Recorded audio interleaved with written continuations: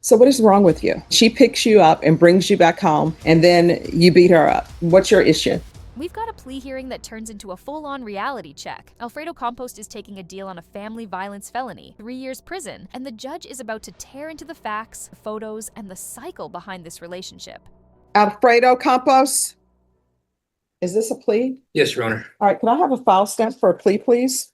Court is calling 2025 CR 0022720 State versus Alfredo Campos. Could I have parties announced? And for the state of Texas. Renee Munoz on behalf of Mr. Campos. All right. Counsel, you received all discovery. Did you review it with your client? Yes, Your Honor, that's correct. Court will find that the state is in compliance with discovery. Is there an application? No, Your Honor. All right. Mr. Campos, did you review the true bill of indictment with your attorney? Did you understand it? Counsel, do you waive the reading of the indictment? Yes, Judge. State, are you proceeding on the indictment as presented? Your Honor, state will be proceeding. Additionally, Your Honor, state will waive the repeat offender enhancement. Also no objection. Okay. All right, did you review the document entitled court admonishments with your attorney? Did you understand it and sign it in all the appropriate places? Yes, sir. All right, in count 2, you're charged with assault family household member with a previous conviction. That's a 3rd-degree felony. Range of punishment is anywhere from 2 to 10 years in prison and up to a $10,000 fine. If you have a plea bargain agreement with the state, the court does not have to follow your plea. If for any reason the court does not follow your plea and gives you more than you bargained for, the fact that you entered a plea will not be used against you and you will be allowed to withdraw your plea. Did you understand? Yes, sir. You have a right to jury trial, a right for you or your attorney to cross-examine and confront any witnesses the state would call, and the right to remain silent. Did you understand by entering this plea you were giving up those rights? Yes, sir. And did you intend to give up those rights and enter into a plea in this case? Yes, sir. Counsel, has your client been able to provide you with any defenses? Yes. Do you believe he has a rational as well as a factual understanding of the charges against him? In my opinion, he does. Do you believe he's currently competent and was legally sane at the time of the offense? That is correct, Judge. Sir, has anyone threatened you, coerced you, or placed you in fear to get you to enter this plea?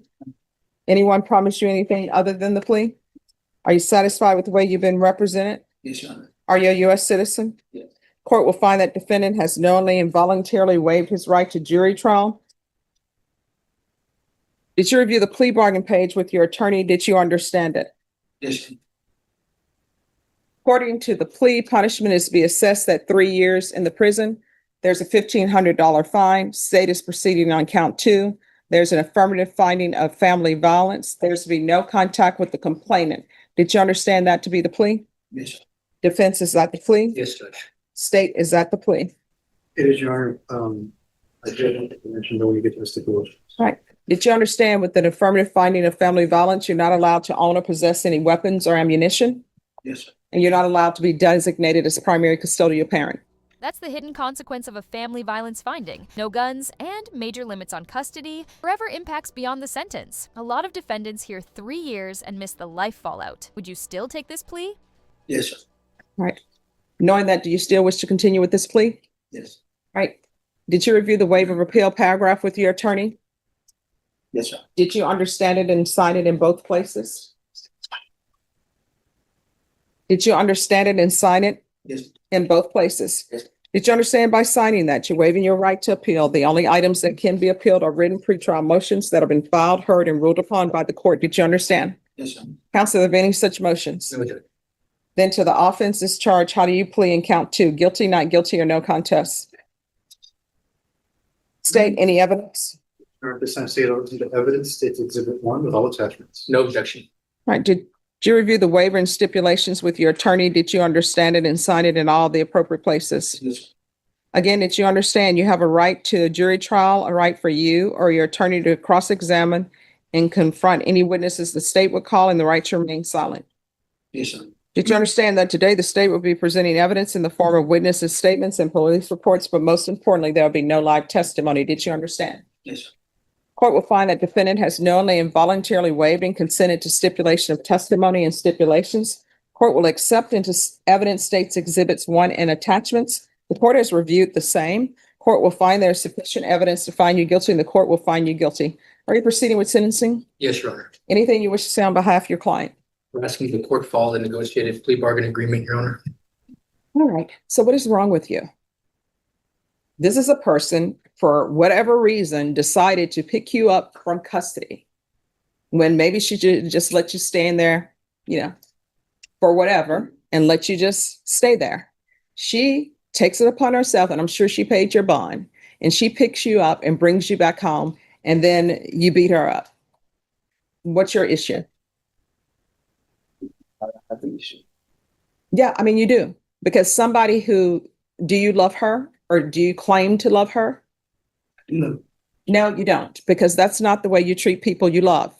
She took it, probably money from her children, to pay to bond you out, and then, all right, let me tell you what's in the police report, and you tell me what's incorrect about this.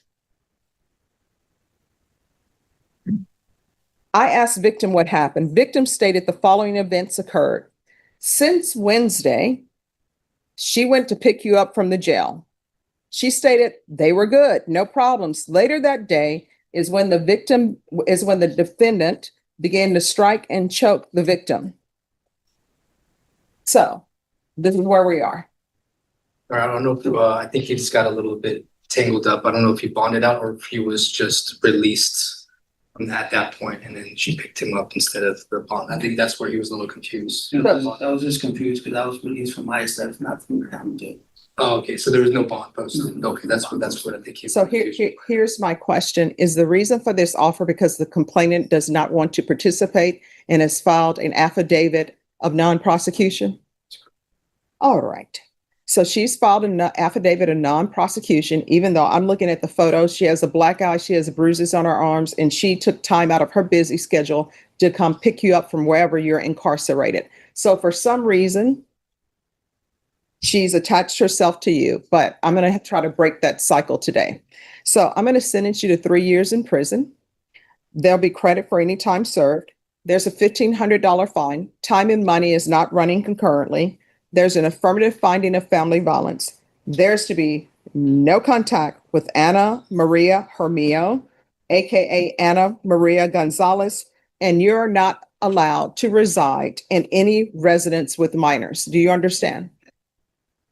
Did you review the document entitled Trial Court Certification of Defendant's Rights to Appeal with your attorney? Did you understand it and sign it? Yes.